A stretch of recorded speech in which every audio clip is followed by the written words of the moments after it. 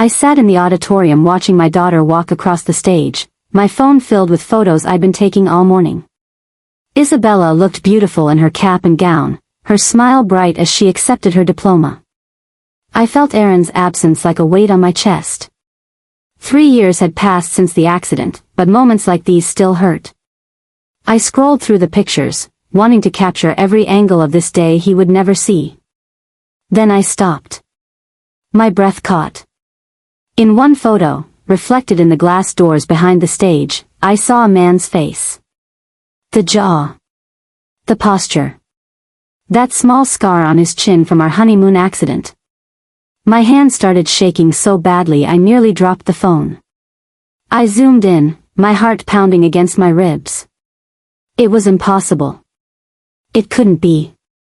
But there he was, Aaron, my dead husband, standing in the reflection as clearly as if he were sitting beside me.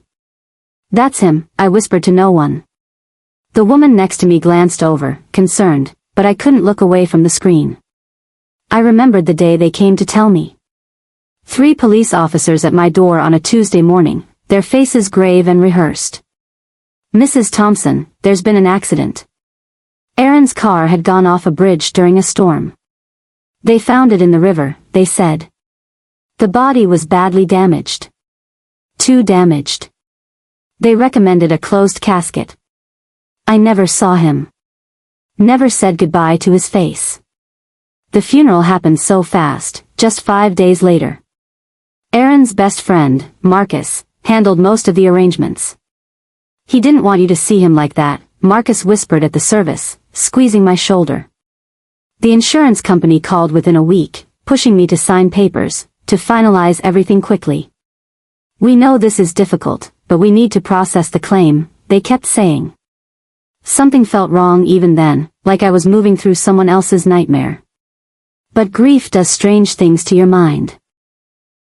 I told myself I was imagining the oddness, the rushing, the closed coffin that felt too light when they carried it. Back in my hotel room after graduation, I pulled out every photo I had of Aaron. I compared them side by side with the reflection from today. The watch on his wrist, the silver one I'd given him for our 10th anniversary. The way he stood with his weight slightly on his left leg because of an old football injury. Even the shape of his shoulders matched perfectly. I wasn't crazy. This was real. I enlarged the reflection until the pixels blurred, studying every detail. Then I noticed something else. The person standing next to him was a woman. I could barely make out her features, but something about her seemed familiar. I scrolled through Isabella's social media, looking at photos from the graduation. There, in the background of another student's picture, was Clara Rivers, the mother of Isabella's friend Nicole. She was wearing a red scarf. I looked back at the reflection. The woman next to Aaron was wearing red. My stomach turned cold. The next morning, I drove to the police station in my hometown. I asked to see the accident report from 3 years ago. The officer at the desk, a young man who couldn't have been more than 25, typed Aaron's name into the computer. His expression shifted. "Ma'am, this file is sealed," he said, not meeting my eyes. "Sealed? By who?" "By request of next of kin." I felt the blood drain from my face. I'm the next of kin. I'm his wife. The officer clicked through several screens, his frown deepening. He called over his supervisor, an older woman with gray hair pulled into a tight bun. They spoke in low voices, glancing at me. Finally, the supervisor approached. "Mrs. Thompson, this is very unusual. The signature authorizing the seal isn't yours." She turned the screen toward me. The signature read, Mara Thompson, but the handwriting was nothing like mine. Someone had forged my name to hide the truth about Aaron's death. I went straight to our bank, the one where Aaron and I had kept our joint account for 15 years. The clerk who helped me was new, a nervous girl who kept apologizing for everything. "I need statements from 3 years ago," I said. "Specifically, the weeks before my husband's death." She typed and clicked, then paused. "Mrs. Thompson, there's another account here under your husband's name." "What account?" She showed me the screen. The account had been opened 1 week before Aaron's supposed death. My name wasn't on it. The balance showed regular deposits and withdrawals over the past 3 years. My vision blurred. This account is still active? Yes, ma'am. The most recent withdrawal was made 4 days ago. Where? She checked. A town called Clearwater Bay. It's about 2 hours north, on the coast. I knew that place.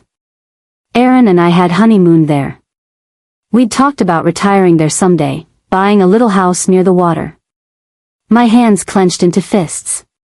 He was alive, and he was living our dream without me.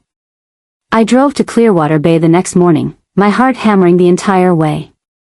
Every curve in the road felt familiar, dragging up memories I'd tried to bury. The small coffee shop where we'd had breakfast every day. The bookstore where Aaron bought me poetry collections. The beach where he'd proposed. I parked downtown and walked through the main street, scanning every face. Then I saw him, a man about Aaron's height and build, walking out of a grocery store. Same dark hair, same confident walk. I followed, my pulse racing. He turned down a side street. I hurried after him, afraid to lose sight. He stopped at a crosswalk, and I got close enough to see his profile. It wasn't Aaron. Different nose, different chin. My heart sank. But as I stood there, defeated, the cashier from the grocery store came outside for a smoke break. "Excuse me," I said, approaching her. I showed her Aaron's photo. "Have you seen this man?" She studied it, then nodded slowly. "Yeah, I think so. Comes in sometimes with a woman." "Why?" The cashier told me the woman always wore a red scarf, elegant and put together. "They seemed close," she said. "Like a couple, you know." I showed her a picture of Clara from Isabella's social media. "Is this her?" The cashier squinted. "Could be. Hard to say for sure, but the scarf matches." I thanked her and went to a nearby cafe, pulling out my laptop. I searched for Clara Rivers on every platform. Her accounts were public yesterday. I'd seen them when I was researching Isabella's friends' parents. Now, everything was gone. Facebook, deleted. Instagram, deactivated. Even her LinkedIn had vanished. Someone knew I was looking. Someone was covering their tracks. I felt a chill run through me despite the warm afternoon. Clara wasn't just connected to this, she was part of it. She and Aaron had been planning something, and my discovery at graduation had spooked them. I ordered coffee I didn't drink and sat there for hours, trying to understand how my husband and a woman I barely knew had orchestrated his death. When I got home, I went straight to the attic. Among the boxes of Aaron's belongings I'd packed away was his old briefcase, the leather one he'd used for work. I'd never gone through it carefully, it hurt too much. Now I dumped everything onto the dusty floor. Papers, old receipts, business cards. Then I felt something taped to the inside bottom. A USB drive. Someone had labeled it "Final Exit" in Aaron's handwriting. My hands trembled as I carried it downstairs to my computer. The drive contained scanned documents. Forged death certificates. Emails between Aaron and Clara going back 4 years, long before his supposed death. I read them in order, feeling sicker with each one. They'd met at a work conference. Started an affair. Planned to run away together. But they needed money. The insurance policy pays double for accidental death, Aaron had written. She'll never know. We'll be free. The last email was dated the day before the accident. Meet you when it's all done. She'll never know. I called the insurance company, pretending I needed to review the claim for tax purposes. The representative pulled up Aaron's file. "Mrs. Thompson, we already sent the second payout 6 months ago. Is there a problem?" Second payout. I felt cold all over. "No, can you remind me who that went to?" Papers rustled on her end. "The secondary beneficiary, C. Rivers." Your husband added her to the policy 3 months before his death. We sent notification to your home address. I'd never received any notification. Aaron must have intercepted the mail. And that payment was for how much? $250,000, same as your payout. $500,000 total. Enough to disappear, to start over, to build a new life in a coastal town while I grieved alone. Aaron hadn't just faked his death, he'd turned it into a profitable business plan. Clara was his partner in every sense. They'd stolen my life, my money, and my future. That evening, I sat Isabella down. She was home for a week before starting her new job. I showed her the graduation photo, zoomed in on the reflection. Sweetie, I need you to look at this carefully. She leaned in, studying the screen. Her face went pale. Mom, have you seen him? She nodded slowly, tears forming. About 4 months ago. I was at the coffee shop near campus. A man came up to me and said he knew Dad. He said he'd been Dad's friend and wanted to help with my tuition. He gave me an envelope with $5,000 cash. Did he say his name? No. And he asked me not to tell you. He said you'd been through enough, that this was just a gift from Dad's old friends. I pulled up the bank records on my laptop. Did he say where he was from? Isabella wiped her eyes. He mentioned he lived near the coast. Mom, was that? Yes, baby. That was your father. I drove back to Clearwater Bay and checked into a small motel near the water. For 3 nights, I watched the restaurant the cashier had mentioned, the place where Aaron and Clara ate dinner. I sat in my car with coffee and a camera, waiting. On the 4th night, just before closing time, I saw them. Aaron walked out first, holding the door.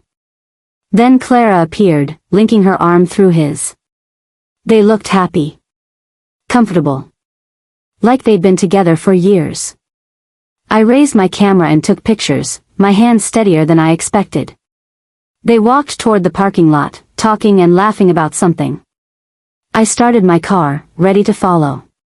But as they reached the corner, a thick fog rolled in from the ocean. Within seconds, I couldn't see 5 feet ahead. I got out and walked in their direction, but they were gone. Just the sound of waves and foghorns.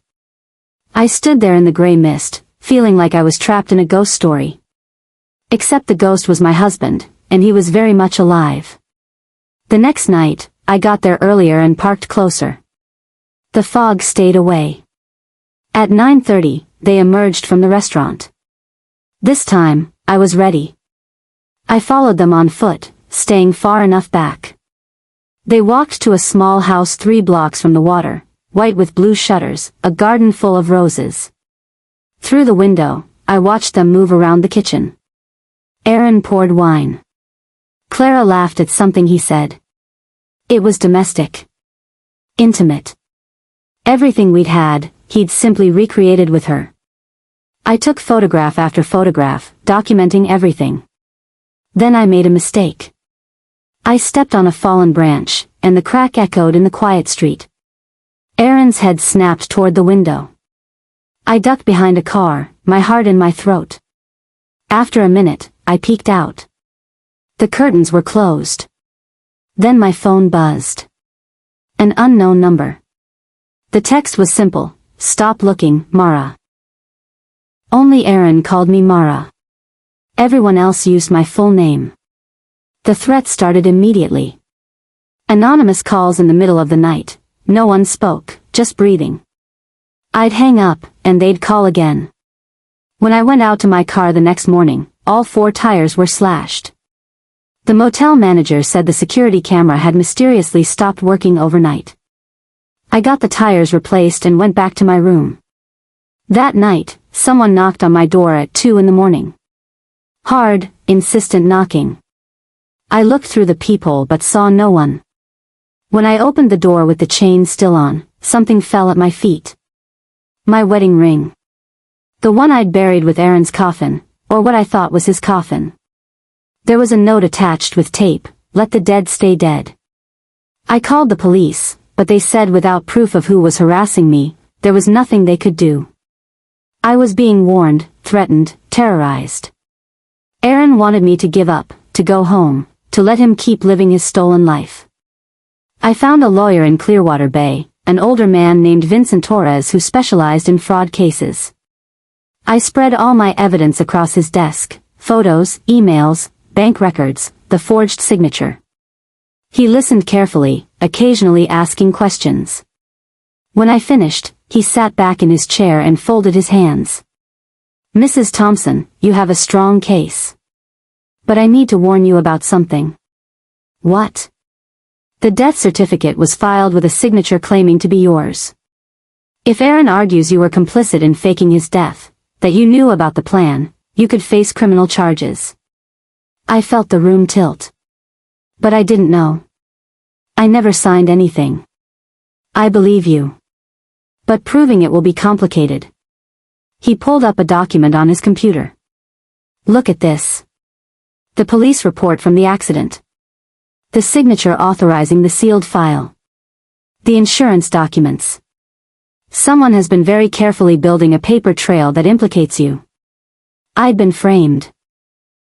Aaron hadn't just stolen my life, he'd set me up to take the fall if I ever found him. I tried calling Isabella every day, but she stopped answering. After a week of silence, I called her roommate, Brianna. "Where's Isabella? Is she okay?" Brianna hesitated. "Mrs. Thompson, she left about 3 days ago. A woman picked her up, said there was a family emergency." "I thought you knew." "What woman?" "I don't know her name. Older, really put together. She was driving a black sedan." I felt panic rising in my chest. "Did you see the license plate?" "No, I'm sorry." Isabella seemed okay though. She said she'd call me. I hung up and immediately checked the security footage from Isabella's apartment building. I'd paid for the system myself. The video showed Clara arriving, speaking briefly with Isabella, then both of them leaving together. Isabella had gotten into Clara's car willingly, but her face looked worried. They'd taken my daughter. They'd crossed a line I couldn't forgive. I packed my bags and checked out of the motel. Whatever came next, I was done hiding. They wanted war, they were going to get it. I traced the bank withdrawals from Aaron's secret account and found a pattern. Regular payments to a property management company in the mountains, about an hour inland from Clearwater Bay. I called pretending to be Clara, saying I'd lost the key to our cabin. The property manager gave me the address. I drove there alone, following a winding road through dense forest. The cabin was small and isolated, surrounded by trees. I parked down the road and approached on foot. Through the windows, I saw photos on the walls, Aaron and Clara on vacation, at restaurants, on the beach. And pictures of Isabella. Recent ones, from the past few months. She'd been in contact with them longer than I knew. I found a window unlocked and climbed inside. The cabin smelled like coffee and wood smoke. On the kitchen table was a laptop, still open. I clicked through the files. Documents trying to prove I was mentally unstable. Emails discussing how to handle me if I found them. Then I heard it, a floorboard creaking upstairs. Someone was in the cabin. Aaron came down the stairs slowly, his hands visible, his expression calm. Too calm. "Hello, Mara." I stood frozen, seeing him alive, standing right in front of me after 3 years of grieving. "You're supposed to be dead." "I had no choice," he said, like we were discussing the weather. "Our marriage was over. You were suffocating me, always wanting more time together, more attention. Clara understood me in ways you never could." The words hit me like punches. "So you faked your death? Stole $500,000? Let me cry at an empty coffin?" "Your grief was convenient," he said. "It made everything easier. You believed what you wanted to believe." I wanted to scream, to hit him, but I kept my voice steady. "Where's Isabella?" "She's safe. She's starting to understand that you're not well, that you've become obsessed. I'm not the one who faked my death and committed insurance fraud. Aaron stepped closer. You should leave, Mara. Before things get worse for you. We have evidence of your mental decline. We've been documenting everything. I backed toward the door, my mind racing. Then I saw it, a small camera mounted in the corner, its red light blinking. They were recording everything. I ran outside to my car, my hands shaking as I started the engine. I drove away fast, checking the mirrors constantly. When I got back to town, I went straight to an internet cafe. I was right, the footage from the cabin was already online. Aaron had uploaded it to social media with a caption, "My ex-wife broke into our home today." 3 years after our divorce, she still won't accept that I've moved on. I'm documenting this for legal protection. Divorce? He'd told everyone we were divorced, not that he was dead. The comments were brutal. People called me crazy, obsessed, a stalker. Some recognized me from news coverage of Aaron's death years ago. The narrative was being built in real time. I was the unstable widow who couldn't let go. And thousands of people were watching. 2 days later, I received legal papers. Aaron and Clara had filed a restraining order against me. The petition claimed I'd been stalking them for months, harassing them, breaking into their property. There were sworn statements from witnesses I'd never met. The hearing was scheduled for the following week. Then the media picked up the story. Local news ran segments about the widow who wouldn't let go. My face was everywhere. Isabella gave an interview, clearly coached, saying her mother had changed since her father's death, become paranoid and fixated. I watched the clip alone in my apartment, tears running down my face. Aaron had turned my own daughter against me. He'd created a perfect story where I was the villain and he was the victim of my obsession. The restraining order hearing would seal my fate. Unless I could prove the truth in time, I'd lose everything, my freedom, my reputation, my daughter. A man contacted me through my email, using an encrypted service. His name was Frederick Hayes, and he'd worked as an insurance investigator for 30 years before retiring. Mrs. Thompson, I remember your husband's case. Something about it never sat right with me. The closed coffin, the rushed investigation, the quick payout. I flagged it internally, but my supervisors shut me down. We met at a diner outside of town. Frederick brought a thick folder. I kept copies of everything, even after I left the company.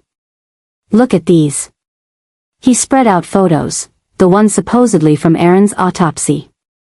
These aren't from the accident scene. I traced them.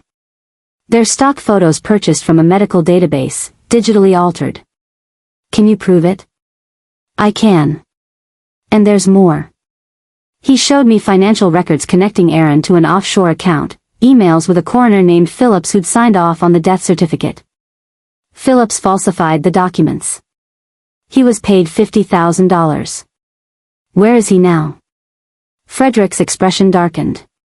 He died last week. Car accident. Single vehicle, same location as your husband's supposed crash. Frederick and I spent the next week building a case. We traced transactions showing money moving from Aaron's secret account to Phillips, then to offshore banks, then to the property in Clearwater Bay. We found text messages between Aaron and Clara planning to flee the country. They'd booked flights to Costa Rica under fake names, scheduled for 3 days before my restraining order hearing. The plane tickets were purchased using Isabella's credit card, without her knowledge. They were going to take my daughter out of the country. We need to move fast, Frederick said. Once they leave the country, extradition will be almost impossible. We went to the FBI with everything. An agent named Torres listened to our evidence, reviewed the documents. This is substantial. We'll investigate. We don't have time for a long investigation. They're leaving in 72 hours. Agent Torres made a call. We'll expedite it. But Mrs. Thompson, you need to stay out of this now. Let us handle it. I agreed, but I knew I couldn't just sit back. Not when Isabella was in danger. I tracked Clara's phone using software I'd paid for, probably illegal, but I was past caring. She was at the Clearwater Bay Airport. I drove there immediately, my heart pounding. I found her at a coffee shop near the departure gates, alone. I sat down across from her. "I'll have you arrested." "Go ahead. Call security. Let's all talk to the police together." People around us were starting to stare. Aaron grabbed Isabella's arm tighter. "We're leaving. Now." "Dad, what's going on?" Isabella looked between us, confused and frightened. "Tell her, Aaron," I said loudly. "Tell her how you faked your death. How you stole $500,000. How you've been lying to her for 3 years." "Mom, stop," Isabella said, but her voice was uncertain. Aaron tried to pull her away, but I stepped in front of them. "Aaron Thompson, you're not taking my daughter anywhere." That's when Agent Torres appeared with 4 other officers. "Mr. Thompson, we need you to come with us." Aaron's face went white. "This is insane. She's the one. We have evidence of insurance fraud, identity theft, and conspiracy. You're under arrest." The trial took 6 months. Frederick's evidence was damning: the falsified autopsy photos, the financial trail, the emails. Clara testified against Aaron in exchange for a reduced sentence, explaining every detail of the plan. The jury took less than 3 hours to convict him of fraud, conspiracy, and theft. Aaron was sentenced to 15 years in federal prison. The insurance company demanded full restitution, and his assets were frozen. Clara received 3 years for her role. As Aaron was led from the courtroom, he looked at me one last time. His expression wasn't apologetic or remorseful. It was cold. "You were never supposed to find me, Mara." "But I did." Isabella had sat through the entire trial, hearing every horrible detail. Afterward, she came to me, sobbing. "Mom, I'm so sorry." Not to the house where Aaron had lived with Clara, but to the beach where he'd proposed to me 20 years ago. We walked along the shore, letting the waves wash over our feet. "Do you still love him?" Isabella asked. I thought about that for a long time. I love who I thought he was. But that person never existed. Aaron was always capable of this, I just didn't want to see it. We sat on the sand and watched the sunset paint the sky orange and pink. My reflection rippled in the wet sand, strong, alive, free. For 3 years, I'd been haunted by a ghost. Now I was finally ready to live again. I turned to Isabella. Some people fake their deaths to escape their guilt. Others are reborn to escape the people who tried to bury them. She squeezed my hand. "Which one are you?" I smiled. "I'm the one who survived." As we walked back to the car, I thought about everything I'd lost and everything I'd gained. Aaron had tried to erase me from his life, but in the end, he'd only erased himself. And I was still standing. If you saw the person who broke you, alive and unrepentant, what would you do? Let me know in the comments. And don't forget to like and subscribe for more stories like this one. Thank you for watching.